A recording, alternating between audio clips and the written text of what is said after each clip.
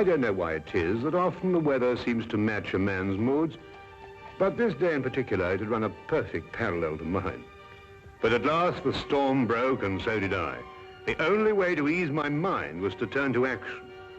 Scotland Yard was the perfect place to begin.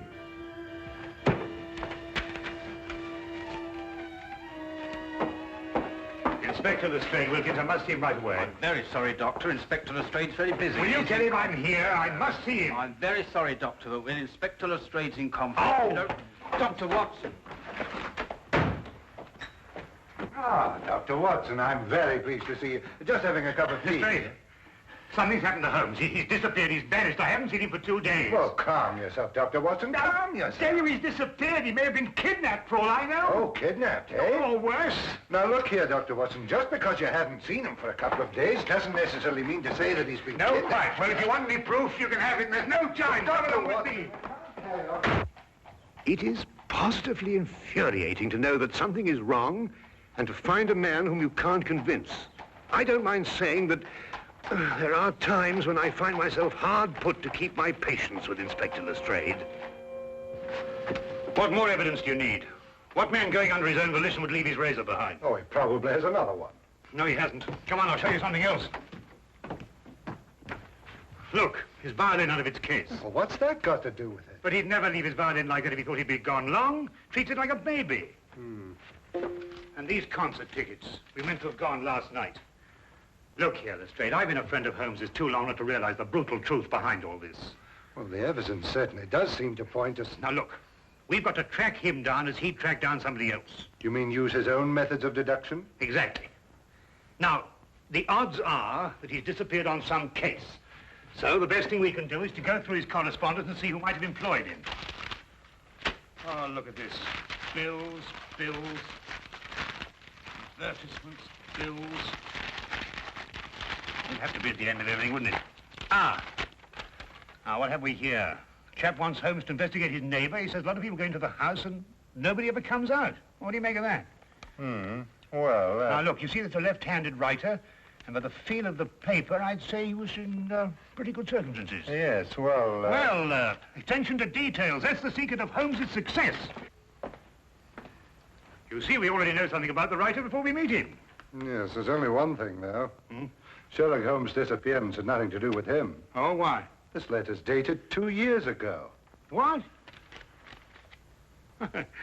Yes, so it is. Well, where else would he keep his correspondence? Oh, anywhere on the chandelier, if it wasn't too much effort to get up there. Well, let's have a look around. Well, going through Holmes' things would take a month. No, we'd best get another approach. Well, have you any ideas? Wait.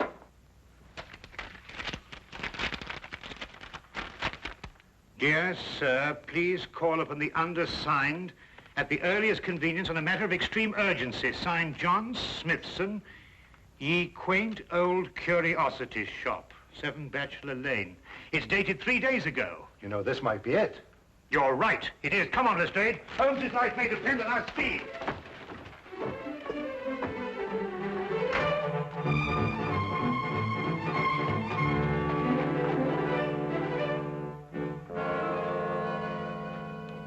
Sinister-looking place. Well, it looks just like any other old curiosity shop to me. You think so? Then why was this Smithson so keen to get Holmes here, eh? Yes, interesting. What do you mean all this stuff in the window? I mean the stuff that isn't in the window. Look, I don't understand you, Dr. Watson. What do you mean? Well, it's perfectly obvious, isn't it? No. Oh, isn't it? Well, we won't get anywhere standing here. Come on. Wait a minute, Dr. Watson. I still don't know what you mean by all this stuff that isn't in the window. Come along, Lestrade.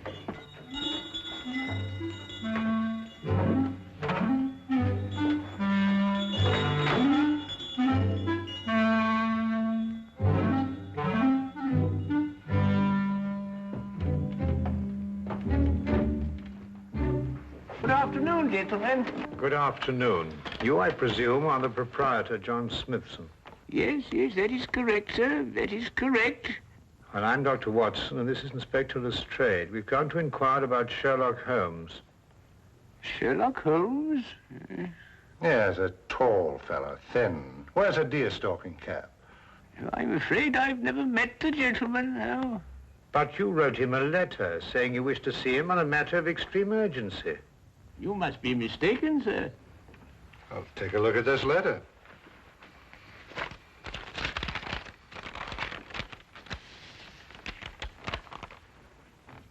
Is that your handwriting? Oh, it isn't anything like my handwriting. Here, I'll show you what my handwriting is like.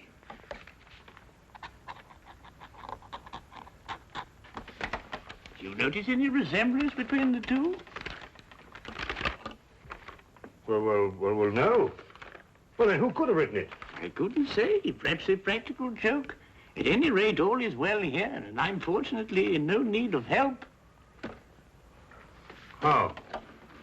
Well, do you mind if we browse around a bit? Do browse indeed, gentlemen. I like to think of my shop as an oasis of tranquility in life's busy thoroughfare.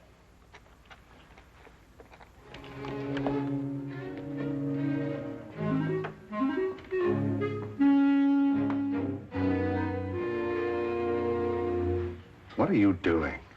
I'm looking for evidence that Holmes was here. Well, you heard what he said. Yes, I don't believe a word of that. There's something about him. I don't trust him. It's as if I'd seen him before somewhere. Well, that's not very scientific. No, perhaps not. But I'd like to have a look round anyway.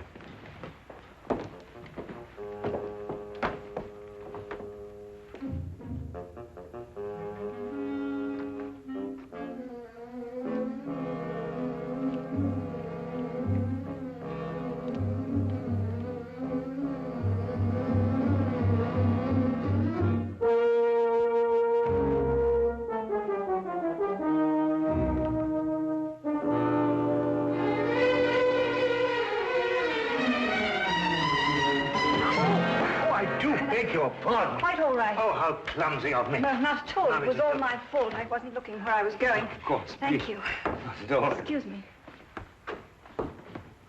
Oh, charming. Charming. Yes, all right, to business.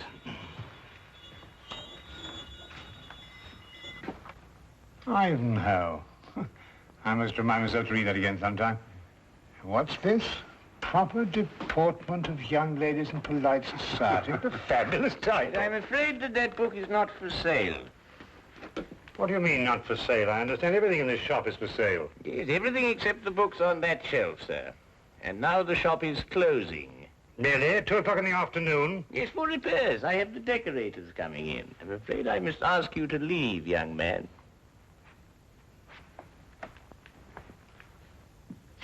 Cunning old rascal. Do you see how he tried to get rid of us, Lestrade? Oh, perhaps he has got some repairs to be done. Ah, nonsense. I insist on buying that book. Been looking for it for years. The proper deportment of young ladies in polite society. Precisely. I've been meaning to read that since I was a lad. Very well, young man.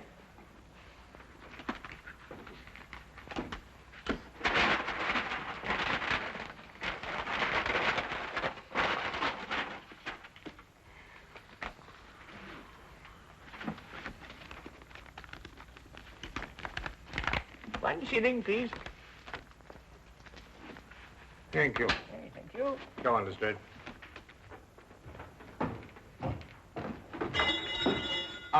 Excuse me, Governor. Not at all.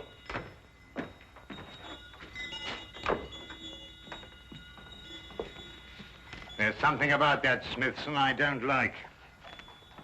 Look, this isn't the book I bought. It's much smaller. Safari through darkest Africa. Why, the chap's nothing but a crook. Oh, this is much more interesting than that other one. Look here. You and I are going straight on back in. Now listen. While I keep him in conversation, you scout around a bit. Well, he'll suspect we're up to something. No, of course he won't. Holmes and I did this in that red-headed league affair. Worked perfectly. Come on.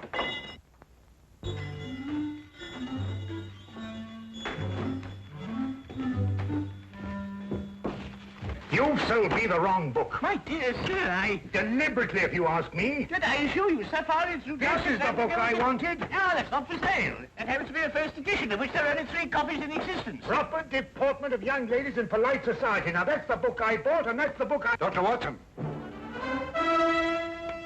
Holmes's clothes. I found them in an old pilot's chest. Oh, good Lord.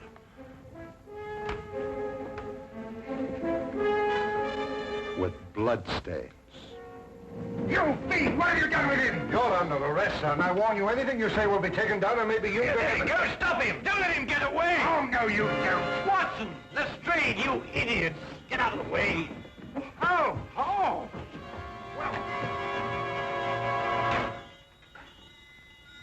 He's gone with the message. Who's gone with what message? An escaped convict with the message that woman left for him in the book. And it won't be easy to find him now that you two gentlemen have completely ruined my beautifully laid little trap. Naturally, I left my razor at home. I hardly needed it here, did I? The bloodstains, Holmes. Red ink, Lestrade. I've been helping old Smithson make up his ledgers. And this escaped convict, who is he? John Carson. I expect you've had a report on him. Carson? Why, he got a life sentence for killing a man with a cleaver. That's him. He was using this shop as a message center, planting and picking up messages here from that book that you were so intent on buying. Oh, yeah. Proper deportment for young ladies in polite society. Smithson recognized him when he first came in. It seems that Carson was once employed here, but the old gentleman was afraid to go to the police. Why? Because Carson threatened to kill him if he did, so he sent for me instead. Hence my little disguise. You were waiting to nab Carson when he came in here for a message. Exactly. Oh, and we ruined it all. Oh, that's all right, Watson. The best laid plans of mice and men, you know. However, if we can trace the girl, then I... That'll be as hard as tracing Carson himself. Oh, I don't think it'd be all that difficult. It seems the good doctor has something up his sleeve. Only the name and address where the girl works. Well, how the deuce do you know that? Well, when I knocked her handbag out of her hand, I found a piece of paper, and on it was her hours of work and salary due to her. With the letterhead of the shop on the paper? Well done, Watson. Oh, nothing really. Pierre's dress shop, 17 Cottington Street. You know, I'd say that girl had the look of a mannequin about her. Don't you agree? Well, you know, Watson, I'm almost afraid not to.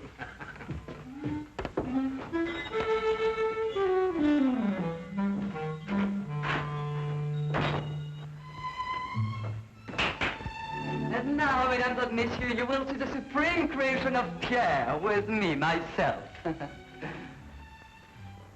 Your niece, monsieur, she will find this ensemble irresistible. You did say your niece, n'est-ce pas? Yeah. Returning for the holidays from school in Switzerland, sir. Yeah. Oh, it's exquisite, no? Such symmetry, such subtle lines.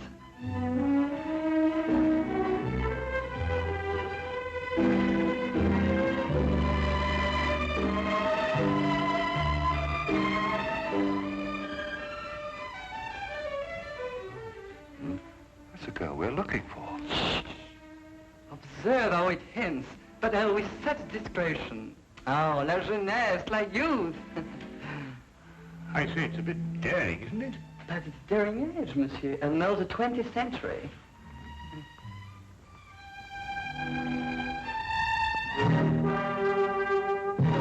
I wonder, sir, if I might have a word with the young lady in private. But... Officially, Monsieur, I'm Inspector Lestrade of Scotland Yard.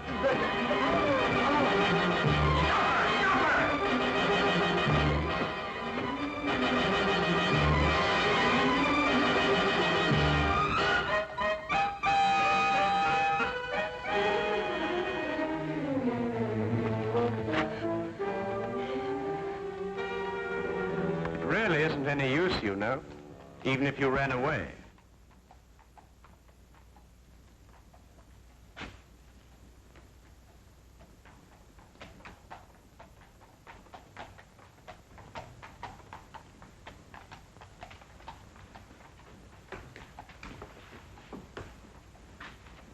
Well, I do not understand. Never before has one of my girl acted so.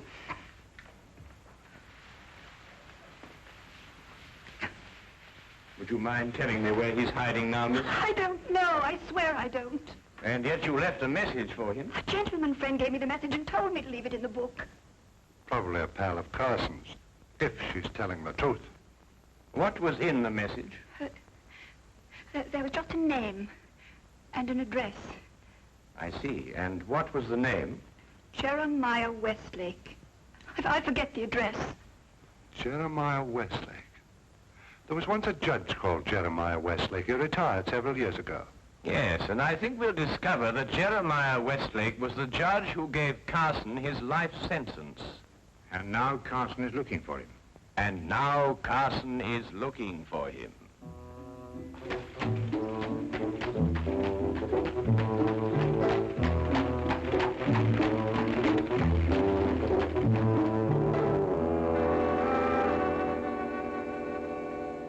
Mr. Holmes, Dr. Watson, and Inspector Lestrade.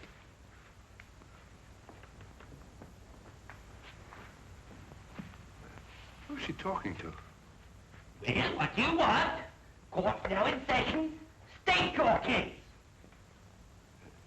Speak up, Mr. Holmes. Or has the cat got your tongue? Judge Westlake, I presume? Former Judge Westlake? Did Sherlock Holmes ever hear of him, Milinaire? No. You're confusing him with the other Sherlock Holmes, the famous pastry chef. Oh, I never eat pastry. Disagrees with me. Of course, there's still another Sherlock Holmes, a third one, the famous detective. Oh, that one. Well, young man, say your piece. Court adjourns in exactly 1 minute. 10 years ago, you sentenced a man called John Carson to a term of life imprisonment for murder. Carson? G'day, Milinaire. That'd be the Butcher Cleaver case.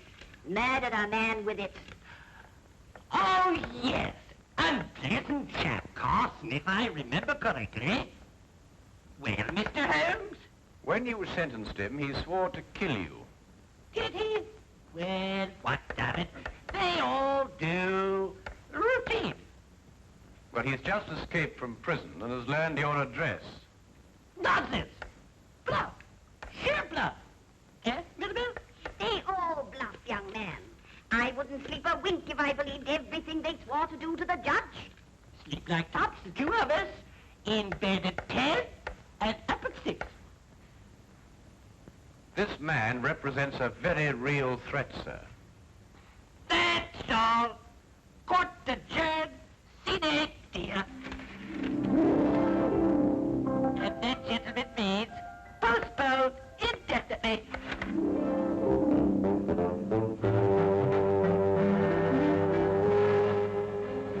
Do forgive us our little whimsy, gentlemen. Hobby, you know. They're our children, really. We have no others, you see. It's a delightful hobby, Mrs. Westlake. About this man Carson, sir. With your permission, I'd like to place a guard in the house. Until we apprehend him, of course. Oh, dear me, no. Trembling heaven knows what all over the place. I wouldn't hear of it, Inspector. We appreciate it, though. Speaking as a medical man, sir, knowing this murderer's mentality, I must advise you to... Sorry, Doctor, but we can't give in to idle threats. Why, we wouldn't have any law if we did. Won't you gentlemen join us for tea? Thank you, Mrs. Westlake, but perhaps another time. No, you mustn't take these things so seriously. Good day, Mrs. Westlake, and thank you. Good day, Mr. Holmes. Do come again sometime. You must see our Punch and Judy. With pleasure. All the same, sir, I'm going to station my men outside the house. Well, all right, but tell them not to step on my petunias.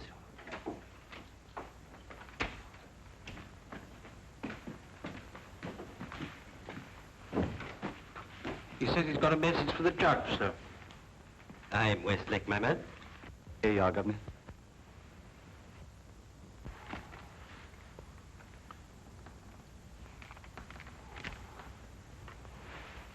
Dear Judge, I'm one of your old court attendants. I'm on me deathbed and I've got to make out me will for me little granddaughter. Will you come and help me and oblige? John Casket, 67 Clifton Road. Ever have a court attendant called John Casket, sir? Well, it's hard to say. I've had so many court attendants. Who gave you this note? Bloke on the street, sir. But he said to tell the judge he was in bed dying. What do you look like? How about this eye, sir? Thin face, seedy looking, if you know what I mean. That's Carson, all right. What's he pay you? A couple of bob, sir. Oh, there you are, sir. Just the sort of thing to send you off on an errand of mercy to your death. Dear me, I never cease to marvel at the duplicity of human nature. Can I get the 2 bob, sir?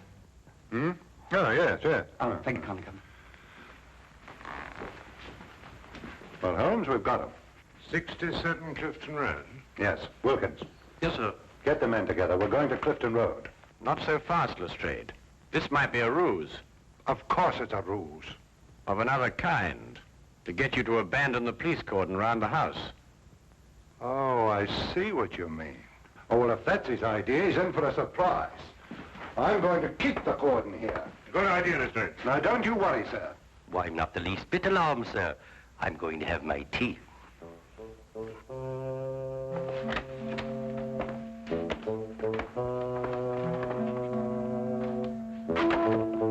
Don't budge from here. If you let anyone in this house, I'll have you skinned. Yes, sir. Come on.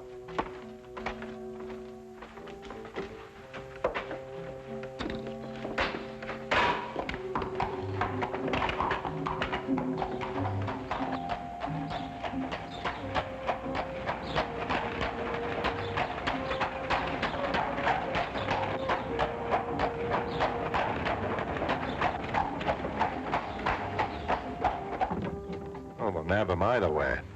At Clifton Road or when he tries to break into the judge's house. Lestrade, who did that messenger describe? Carson, of course. And who else? You mean who else? Himself. He described himself, Lestrade. Cabby, turn around and go back to the house at once. As fast as you can.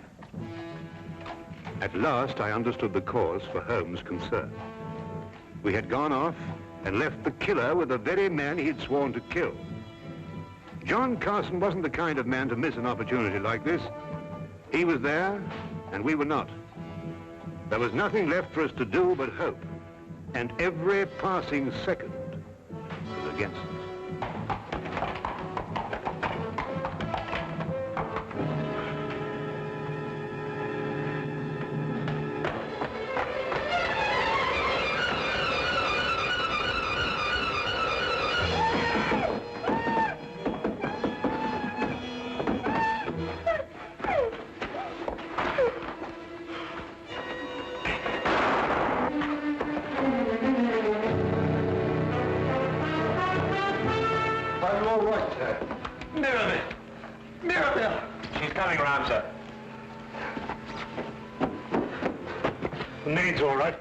This is Wesley.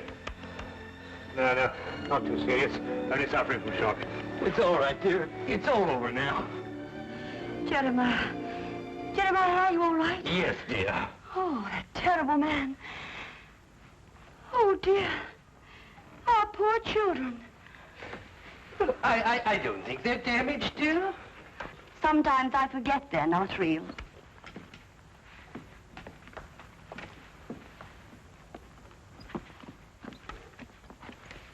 Of course we're real. We're as real as any children. You were right about John Carson, Mr. Holmes. You were very right.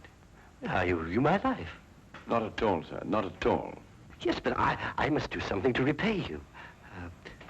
I'll teach you to be a puppeteer. A puppeteer? Yes, you'll love it. Greatest relaxation in the world.